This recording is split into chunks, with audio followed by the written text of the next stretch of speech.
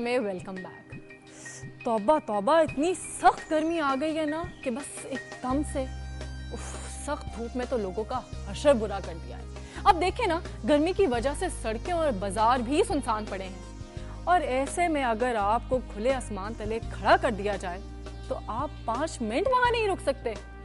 लेकिन एक जगह ऐसी भी है जहां पर बेचारे बच्चों को खुले आसमान तले काफी वक्त गुजारना पड़ता है, लेकिन वो भी क्या करें भाई, तालीम भी तो हासिल करनी है ना किसी तरह।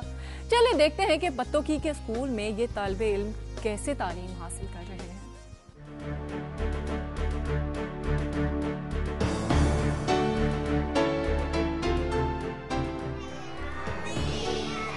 गवर्नमेंट एमसी प्राइमरी स्कूल को हायर सेकेंडरी स्कूल का दर्जा तो मिल गया, मगर न छत न फर्नीचर। पत्तोकी में तालिबात शदीद सर्दी और गर्मी में खुले आसमान तले जमीन पर बैठकर तालीम हासिल करने पर मजबूर हैं। स्कूल के इर्द गिर्द गंदगी के ढेर हैं। वालिदैन और अहले इलाका ने महकमा तालीम के खिलाफ शदीद एहतजाज किया है।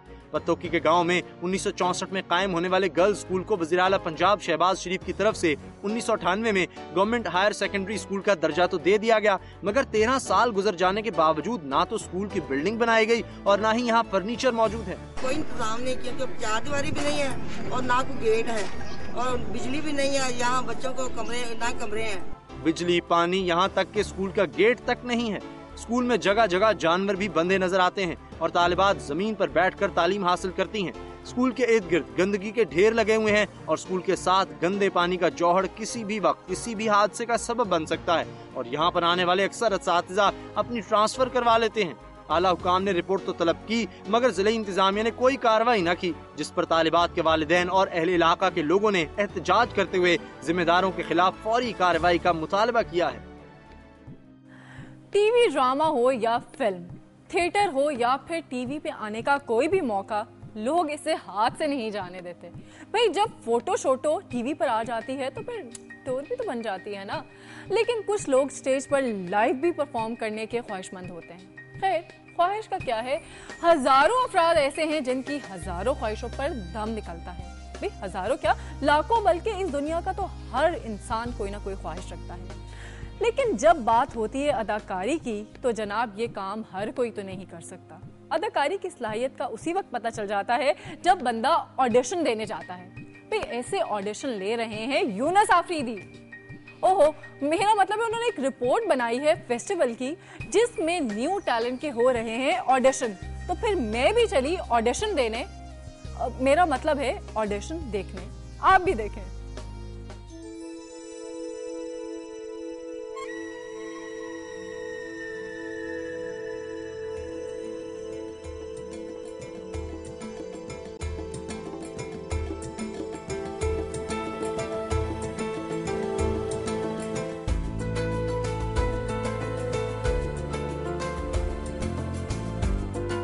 पाकिस्तान भर में थिएटर आर्ट गुज़श्ता चंद सालों में मादूम होकर रह गया है।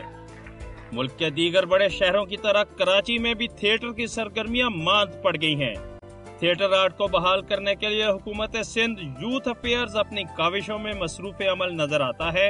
इस मकसद के लिए यूथ अफेयर्स डिपार्टमेंट ने आर्ट्स काउंसिल ऑफ पाकिस्तान के इश्तराक से 5 रोजा थिएटर यूथ फेस्टिवल का इनेकाद किया। फेस्टिवल की खास बात यह थी कि कराची के कॉलेजों और यूनिवर्सिटियों के तालिब इल्मों और ड्रामा प्रमोट करने वाले इदारों ने इसमें भरपूर हिस्सा लिया, जिसमें 12 ग्रुप सामने आए जिन्होंने अपनी भरपूर परफॉर्मेंस का मुजाहिरा किया। बुनियादी तौर पे कोई इतनी मायूसी की बात नहीं है। एक रिवाइवल जो आप और हम चाहते थे और हमसे ज्यादा ये सारे नौजवान चाहते थे, उसका बहुत अच्छा रिस्पांस आ रहा है। यूथ थिएटर फेस्टिवल में शरीक तालिब इल्मों ने हुकूमती सरपरस्ती में थिएटर आर्ट के फरोग के इक़दामात को सराहा। उनका कहना था कि इस तरह के फेस्टिवल से टैलेंट को परफॉर्म करने का भरपूर मौका मिलेगा। बर्दाश्त नहीं हो रहा। क्या हुआ शहबाज? शहबाज तुम ठीक हो ना? क्या तुम्हें कुछ नजर आया है? शहबाज जाओ यहाँ से, जाओ यहाँ से। चली गई शहबाज, वहाँ पे कोई नहीं है। थिएटर फेस्टिवल में 52 ग्रुप्स के दरमियान मुकाबले हुए जिनमें ड्रामा निगारी अदाकारी के जौहर दिखाए गए। इनमें से 12 ग्रुप्स फाइनल में पहुंचे, फिर 3 ग्रुप्स अव्वल, दोम और सोम आए।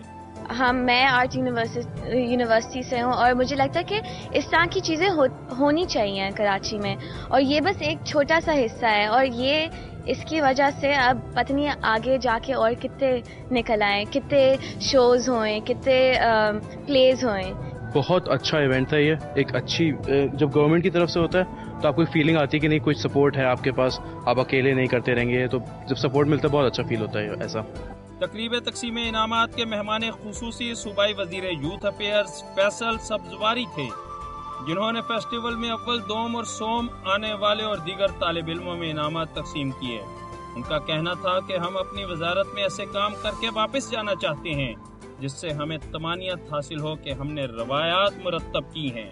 آپ سب کو جو جیتنے والے ہیں ان کو مبارکباد، جنہوں نے پارٹیسپیٹ کیا ان کو مبارکباد، کیونکہ اگر آپ اچھا کھیل کے بھی ہار گئے ہیں تو کوئی مسئلہ نہیں ہے، کوئی آپ سے شکوہ نہیں کرے گا پاکستانی ٹیم کے طریقے سے کہ مختصر یہ بتا سربکف کون تھا، جیت اپنی جگہ، ہار اپنی جگہ۔ یوتھ افیئرز حکومت سندھ کی جانب سے آرٹس کونسل میں منعقد ہونے والا یوتھ فیسٹیول اس بات کی غمازی کرتا ہے کہ ہمارے نوجوانوں میں بہت ٹیلنٹ موجود ہے، صرف ان کی سرپرستی اور گرومنگ کی ضرورت ہے۔ میری دھرتی میری دنیا کے لیے کیمرامین حبیب الرحمان کے ساتھ یونس آفریدی، دنیا نیوز، کراچی۔ اور اب پھر سے وقت ہے ایک بریک کا، اور بریک پہ جانے سے پہلے ہنٹ نہیں بتاؤں گی کیونکہ آج میں دیکھوں گی کہ کون اسے پہچان سکتا ہے بغیر ہنٹ کے۔ تو دیکھیں، پہچانیں اور ہمیں فوری SMS کر کے بتائیں۔ اب لیتے ہیں بریک، لیکن بریک پہ جانے سے پہلے سنتے جائیں مختصر سی نیوز۔ ٹیلی ویژن چینلز کے رپورٹروں اور کیمرامینوں پر تشدد کے خلاف اٹک کے صحافیوں کی احتجاجی ریلی کی قیادت chairman Attock press club Muhammad Yahya but نے کی۔ ریلی کے شرکاء صحافیوں کو تحفظ دو، تشدد کرنے والوں کو کڑی سزا دو، لاٹھی گولی کی سرکار نہیں چلے گی کے نعرے لگا رہے تھے۔ سابق ناظم ملک طاہر عوان نے خطاب کرتے ہوئے کہا کہ کتنے دکھ کی بات ہے کہ عامر مشرف کے دور میں بھی صحافیوں پر ظلم ہوتے رہے، صحافی قتل ہوتے رہے، اور اس جمہوری دور میں بھی وہی حالات ہیں۔ اگر صحافیوں کو تحفظ نہ دیا گیا تو صحافی اسلام آباد کی طرف مارچ کریں گے۔ جی ٹی روڈ پر فقیر آباد کے قریب ایک نجی آئل کمپنی کے آئل ٹینکر کا ڈرائیور جو آئل چوری کر کے پرائیویٹ لوگوں کے آگے بیچتا تھا، آئل ٹینکر سے آئل نکال کر فروخت کر رہا تھا کہ اسپارکنگ کی وجہ سے آئل ٹینکر کو آگ لگ گئی، اور آگ لگنے سے ملحقہ 2 کمرے جہاں تیل سٹور کیا جا رہا تھا بھی جل کر خاکستر ہو گئے۔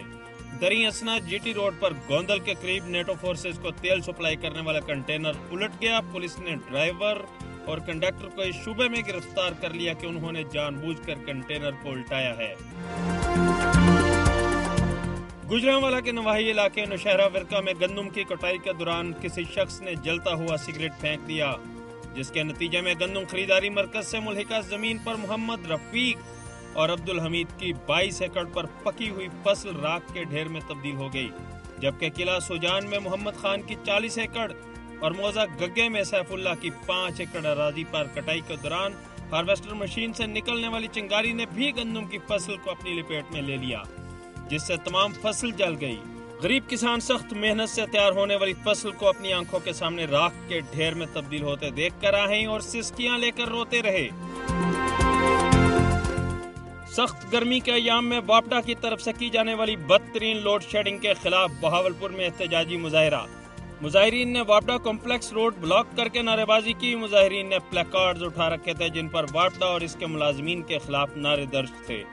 مظاہرین کا کہنا تھا کہ سخت گرمیوں کے ایام میں واپڈا نے لوڈ شیڈنگ کر کے ان کا جینا دوبر کر دیا ہے، اور دوسری طرف اس کے کرپٹ ملازمین نے رہی سہی کسر پوری کرتے ہوئے ان کے کنیکشن رشوت نہ ملنے پر کاٹ دیے ہیں۔